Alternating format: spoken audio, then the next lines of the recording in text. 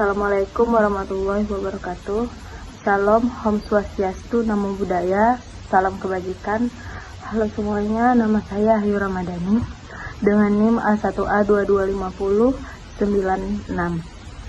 Di sini saya akan mempresentasikan tentang terbentuk dan tujuannya BPUPKI. Selamat menyaksikan. Nah, apa sih BPUPKI? BPUPKI adalah Badan Pendidik Usaha Persiapan Kemerdekaan Indonesia. BPUPKI adalah badan yang dibentuk oleh pemerintahan Jepang pada tanggal 29 April 1945 untuk menyelidiki dan mempersiapkan kemerdekaan Indonesia. Pembentukan BPUPKI merupakan bagian dari upaya Jepang untuk mempersiapkan kemerdekaan Indonesia sebagai upaya untuk mendapatkan dukungan dari bangsa Indonesia dalam Perang Dunia II. BPUPKI memiliki tujuan juga loh. Tujuan utamanya BPUPKI adalah untuk menyelidiki dan mempersiapkan konsep-konsep dasar negara Indonesia seperti konstitusi, hukum dasar, struktur pemerintahan, dan hak kewajiban warga negara. BPUPKI sendiri memiliki anggota yang terdiri dari 62 anggota yang terdiri dari berbagai daerah di Indonesia, termasuk tokoh-tokoh nasional seperti Insinyur Soekarno, Dr. Andes Muhammad Hatta, dan Mr. Muhammad Yamin. Dan juga pemimpin-pemimpin daerah dan komunitas lainnya juga ikut, dan juga ahli-ahli hukum dan politik.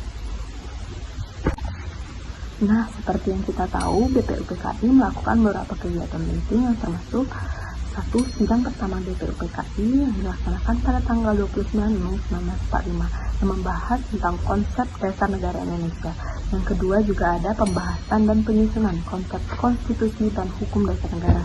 Yang terakhir, pembentukan panitia-panitia kecil untuk membahas isu-isu spesifik.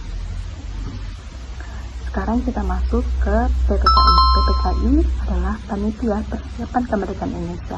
PPKI adalah badan yang dibentuk oleh pemerintahan Jepang pada tanggal 7 Agustus 1945 sebagai pengganti BPUPKI. PPKI dipimpin oleh Insinyur Soekarno sendiri dan berdiri dari 21 anggota yang dipilih dari BPUPKI. Pasti ada yang bertanya-tanya nih, kenapa BPUPKI ganti dengan PPKI? Itu ada alasannya loh, yaitu PPKI dibentuk untuk mempercepat proses kemerdekaan Indonesia dan mengambil alih kekuasaan dari Jepang. Dan juga ada alasan utamanya, apa sih?